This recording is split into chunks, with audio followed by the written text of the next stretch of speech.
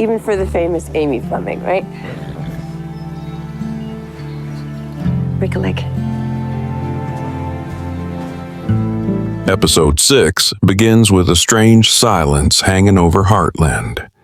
The early morning sun stretches across the ranch, but it doesn't bring warmth. It feels heavy, almost warning of something unseen. Amy, still shaken from the events of the previous episode, walks through the barn where Spartan and Polaris once stood strong. Their recovery has been slow, and every step Amy takes echoes with doubt. She keeps replaying Gracie's apology in her mind. The soft voice, the sudden kindness, the way Gracie looked her straight in the eyes and said she was sorry. It didn't feel real then, and it feels even less real now. Despite the tension, Amy tries to move on. She's determined to focus on her work and rebuild her reputation after the damaging rumors spread by Polaris's owner. But no matter how hard she tries, the whispers won't stop. People in Hudson are talking. Some of Amy's oldest clients have started looking for new trainers. And as Amy brushes Spartan's mane, she feels an ache in her chest. Not just for the horses, but for the life she feels slipping away piece by piece. Nathan senses it too. He watches Amy from a distance, knowing that something deep inside her has changed. He wants to help, but there's a wall between them now, a quiet distance that wasn't there before. Every time he tries to reach out, Amy pulls back just slightly, as if afraid to be hurt again. Still, Nathan refuses to give up. He reminds her of the upcoming rodeo in Hudson, an event that could help her reconnect with people and prove her worth again. At first, Amy hesitates, but the fire inside her, the one that's always driven her, pushes her to say yes. Maybe this could be her chance to start over. As Amy prepares for the event, strange little things start happening around the ranch.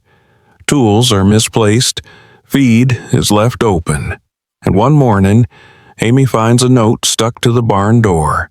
No name, no handwriting she recognizes, just 4 chilling words. Trust no one, Amy. Her heart races. Who would write that? Is it some cruel prank, or is someone actually watching her? She tries to brush it off, but the unease won't go away. She hides the note, not wanting Nathan or Jack to worry, yet the fear lingers in her eyes. Meanwhile, Gracie has been oddly quiet. She hasn't visited the ranch since the horses got sick, but her name keeps surfacing in conversations. Lou mentions seeing Gracie at the feed store, talking in hushed tones with a man who didn't look familiar. Amy's stomach tightens when she hears that. Could it be connected to what happened to Polaris and Spartan? She wants to believe it's a coincidence, but deep down, she knows better. That evening, while going through the horses' feed logs, Amy notices something she can't ignore. A new shipment of feed arrived the same day the horses fell ill. The supplier's name is unfamiliar. She calls the store to ask about it, but the person on the other end gives vague answers, almost as if they're trying to hide something.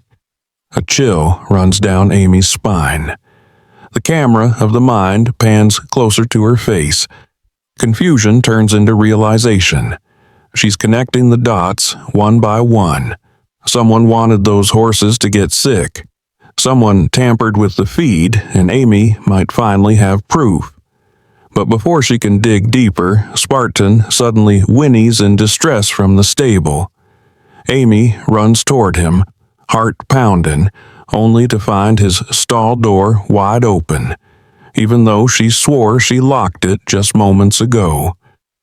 The next morning, Heartland doesn't feel like home anymore. Amy wakes up early, the sound of Spartan's restless hooves echoing from the barn. There's something unsettling about the air. Heavy, still, almost watching her. She heads out, trying to calm her racing thoughts, but the moment she steps into the barn, her heart freezes. A faint trail of spilled feed stretches across the floor, leading toward the back stalls. It's the same type of feed from the new shipment, the one that made the horses sick. Amy kneels beside it, running her fingers through the pellets. Something catches her attention. A faint chemical smell, one she's never noticed before. It's sharp, unnatural. Panic creeps into her chest as she realizes this isn't normal feed. Someone tampered with it. Someone wanted this to happen.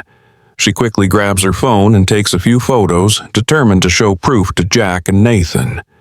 But before she can, footsteps echo behind her. She spins around. It's Nathan. Relief floods through her for a moment, but it's short-lived. He looks tired, confused, and worried. Amy tries to explain what she found, her voice trembling, but Nathan doesn't look convinced. He asks her to calm down, to stop assuming the worst. "Amy," he says softly, "we can't just jump to conclusions. Not without real evidence." But to Amy, this is real. The smell, the timing, the way everything keeps happening around her. It's all connected. Yet, hearing Nathan's cautious tone breaks something inside her.